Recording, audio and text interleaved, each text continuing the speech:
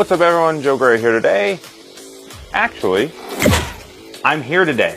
I'm in my brother-in-law's garage where I have helped him set up his very own garage gym over the past few months. As you can see, his space is pretty tight and it is a multifunctional space for everything from storage to woodworking to laundry and more. When Justin and I first started planning his home gym, we had to be pretty picky.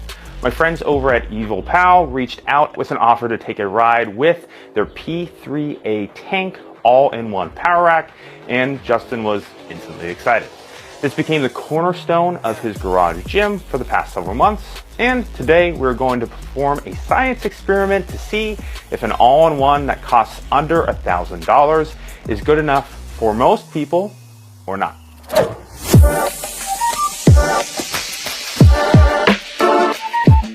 Today's video is going to be presented from two perspectives. Justin is an avid lifter, longtime athlete, but newbie in the home gym space. He has had this rack in his garage since early March. He's been taking notes as he performs his normal workout routines and is ready to share his thoughts. And then you have me, who has been lifting from home for over a decade, has spent more time thinking about and consuming information around home gym equipment than any sane person should. I've legit spent more on a couple cable attachments than this entire setup costs, and I'll be sharing my perspectives of this rack today as well. The idea is to look at this from an enthusiast perspective, someone looking at this with a lot of focus on specs and requirements for the rack, then compare that to someone who has lifted consistently for years but doesn't know gym equipment. And at the end, you can decide if this rack jives with you based on our different perspectives. Quick housekeeping items for you. This was sent to Justin via Evolpow for free, including the weights and bench and included accessories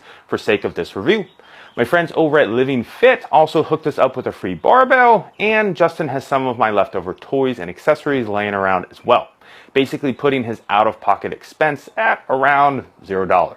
If you decide after watching this video that the Evolpow P3A tank upgraded all-in-one power rack is the right fit for you, the link in the description is an affiliate link, and I've got a discount code for you, which will give me a kickback and save you a couple of bucks, helping me to keep making videos just like this one and do my thing throughout the home gym community. Obviously, my hope is that none of that impacts my or Justin's judgment and feedback here today, but keep all of that in mind as we go. I appreciate your support. Let's dig in. I'm Justin. I want to provide a little context on me, since you probably know Joe already.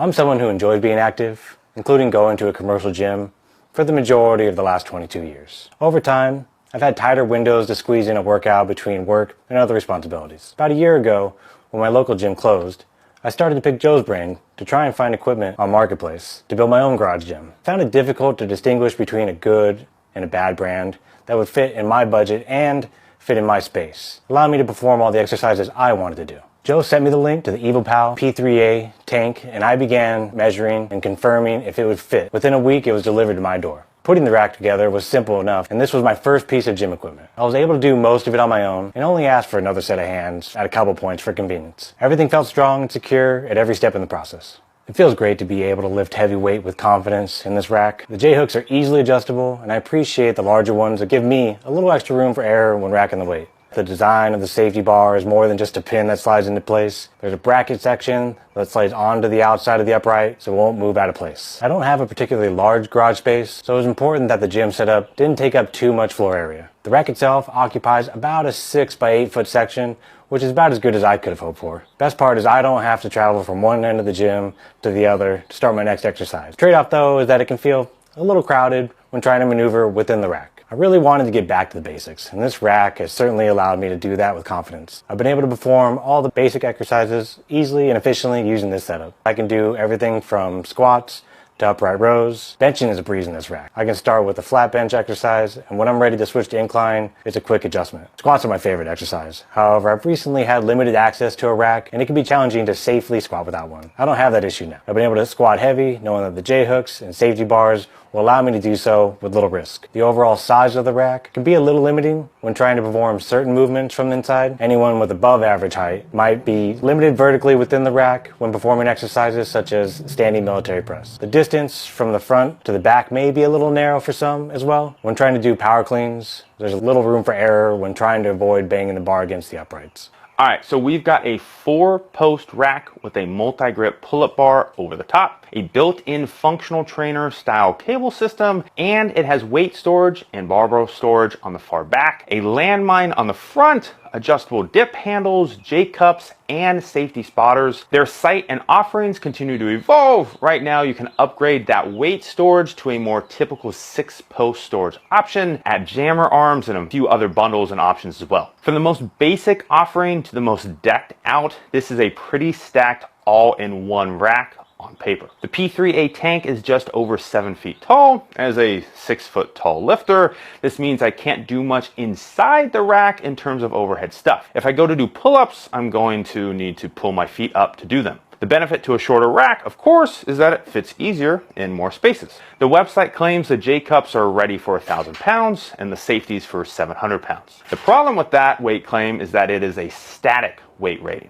We don't typically gently drop a bar for safety purposes, so that rating doesn't translate exactly to what a real-life lifting experience might need. Some research tells me that we can assume somewhere around a 3x rating to convert from static to dynamic, meaning we might be looking at roughly 350 pounds for the J-cups and 250 pounds for the safeties. The J-cups and safeties have UHMW protection, which is a nice touch, but the J-cups are missing it on the backside of the J-cup. This is a little bit of an oversight since you typically re-rack the bar by essentially slamming it into the backside of the J-cup, then letting it rest down. So you are either going to deal with scuffing up and damaging your barbell a little bit, or J-cups, or need to adhere some type of UHMW or protection with some form of adhesive. The rack holes are numbered on the front post, which is something I really didn't expect to see. They do skip every other hole, I'm assuming to save a little bit of money on laser cutting costs, but you kind of know which hole is which with every other labeled. They do not number the back posts though. This would be helpful for consistently setting your J-cups for regular exercises like squats and bench. You can get some stickers from places like Plate Snacks or just use some tape or paint pen, which is what I did on my old rack, and mark your spots. But laser cut would be a little more industry standard today. The inside rack depth is going to be a little tight for some lifters, but I was always able to squat even up to 550 pounds in a smaller rack, so you can definitely get accustomed to this. The paint, overall aesthetic, even the nameplate cross member is actually pretty well done. Looking at the rack after 3 months of Justin's use, it is holding together pretty well. Since attachments don't have UHMW on the inside contact points with the rack, since the cable machine slides up and down the front uprights, and this is a multi-use space, I assume we'll see some scratches and scuffs and over the course of time, a few dents and dings here and there, but even my much beefier and prettier and much more expensive rack has signs of use. Remember, this is gym equipment. It is perfectly okay for it to be used and abused. The gym came with several cable attachments, including a lap bar, straight bar, and 2 individual hand grips. This is a great set of attachments to start with, as they give you plenty of variety in the exercises you can do. The cable system moves easily to the needed height, locks into place nicely, and feels secure. When doing an exercise like cable press, it's easy to get into the position I need, and the attachments stay in place without moving too much during the exercise. The cable rack sits on the back side of the gym, centered between the 2 back uprights. It's out of the way and doesn't interfere with whatever it is I'm trying to do. One exception is that the cable rack will limit how far back you can slide your bench. This could limit some of the things you want to do, otherwise you can just utilize the front uprights. When you have a higher weight on the cable rack, it moves smoothly throughout the exercise. However, if the weight is too light, you can notice that it doesn't move quite as smoothly. Be aware of the cable's positioning when using them, and be sure they don't twist. If so, the cables will twist at different points throughout the system. For those of you who really prefer seated rows, fear not. There's a station opposite the T-bar station that allows you to do seated rows, and includes a foot stop to brace against. I have a rower at home, but it doesn't allow me to set the desired resistance level for my goals, so I was pretty pumped about this. I have my rack set up with the back against the wall. Moving the larger plates on and off the cable rack from the front side can be challenging, as it's kind of a narrow space and you have to rack from the side. Also, with the larger plate, it leaves you a little less room for error when trying to avoid the uprights. With some awareness, it shouldn't be a major issue. However, you may unexpectedly hit the uprights, assuming you had a bit more room. There are a few nitpicky items I'll dig into here for the cable machine. First, The pulleys are plastic. Most of the home gym cable machines are using aluminum pulleys now because they move a bit easier, thus creating a smoother experience. My FT2 has plastic pulleys, and as long as I keep the guide rods oiled, I never notice an issue, but this is definitely the budget approach in today's home gym environment. The cable trolleys adjust up and down the uprights and lock into place with a pop pin. The only downside here is that the pop pin can drag on the upright, leading to scratches. But in general, they adjust pretty well. Not as smooth as my FT2, which is a dedicated functional trainer, but nothing to complain about. The low row footplate is a nice added touch, though it does require you to sit on the floor, so you'll likely want a pad or something down there. The rack is missing a more dedicated lat pull-down experience though. There's no seat, no fixed high pulley, and no rollers to keep you locked into position. Depending on how tall you are, or more specifically how long your torso and arms are, you'll need to decide to either sit down on the floor or on a bench that lets you get full range of motion, because again, the rack being 7 feet tall could be a concern for those types of movements. While the rack does have independent cable trolleys, they are both fed from the same weight stack in the back, meaning that you don't truly have individual resistance per side like you would in my FT2 that has individual stacks per cable. This means that some dual arm exercises like cable flies are a little less isolateral and a little more of a dual arm press. You might notice some wonkiness if one arm lags behind the other, and because you only have one weight stack, if you wanted to superset something like seated rows and curls, you'll have to load it up for rows, do your set, walk around and unload some weights, do your curls, load it back up for rows, do your set. You get the idea.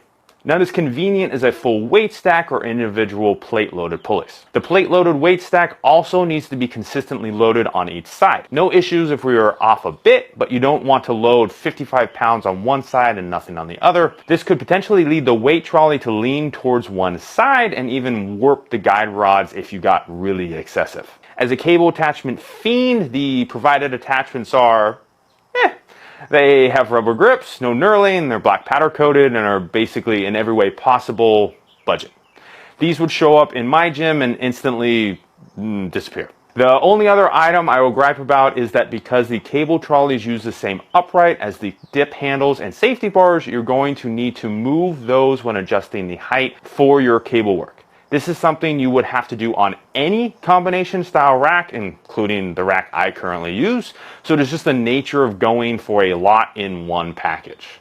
But the overall setup of the cable machine, utilizing the front posts, running to the back so the weight stacks aren't in the way of lifting inside the rack, the included attachments, foot plate, even the storage included, means out the gate we have access to a lot of exercises, can load them up fairly well, can superset if we plan ahead accordingly, and get an effective workout done in a very tight space. I was excited to see the T-bar station as a part of the gym. I like the variance and position it gives you when trying to switch up certain routines. It sits at the front corner of the rack and is just another great use of space. A T-bar attachment was also included and is easy to use, allowing you to do upright rows using the power bar from that position. Straight bar military press is one of my favorite workouts, but as someone with lower back pain, I want to be careful with that particular movement as it can put stress on the lower back. T-bar station allows me to do similar movements with relatively heavy weight. Tricep dip attachments were also included, which was great to see as I normally perform dips at home using a bench or a chair. The attachments lock into place at any of the same points as the cable attachments, giving you a range of heights. This not only allows me a greater range of motion while performing the exercise, but now I have the option of using a weighted belt to add resistance to the exercise. Often individual dip stations you could purchase were set a bit too low to allow for that. The pull-up station on top offers a variety of hand placements. It isn't too wide and has solid grip. I can do several variations of pull-ups while really swinging my weight and don't notice any movement at all in the rack. What I appreciate is the multi-grip pull-up station complements the other attachments by providing additional grip options for pull movements. Plate storage was an area I didn't consider much prior to looking into purchasing a home gym. The Evolpow rack offers 2 plate storage spots, one on each side. They aren't meant to hold more than a couple large plates or a few smaller ones. However, between those areas, the cable rack, the Olympic barbell, I tend to keep most of the plates off the ground and out of the way. Okay, from the enthusiast perspective here, the Evolpow rack doesn't fit the industry standard 3x3 upright build.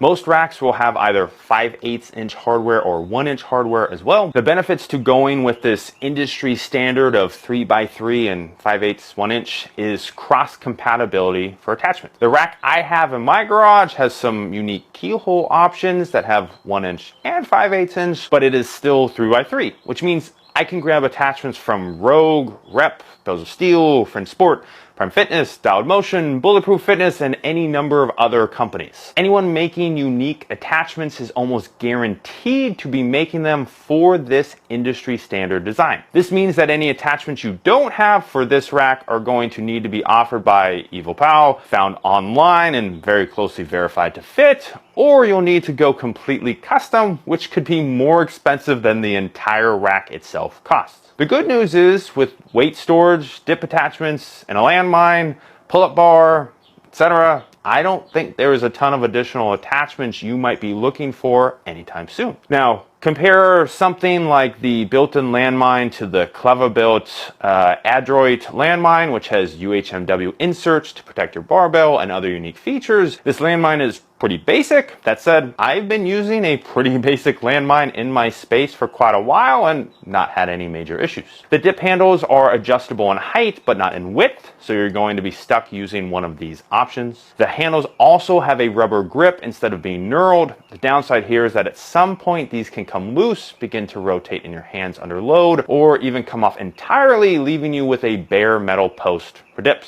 The rack has band pegs. Probably wouldn't recommend using them unless you have a lot of weight on the storage posts. Since this rack isn't meant to be bolted down, even though it weighs roughly 275 pounds, that upward force of a band snapping back and forth could be problematic. The rack has a battle rope anchor, which is something I don't even have on my rack, which is pretty cool.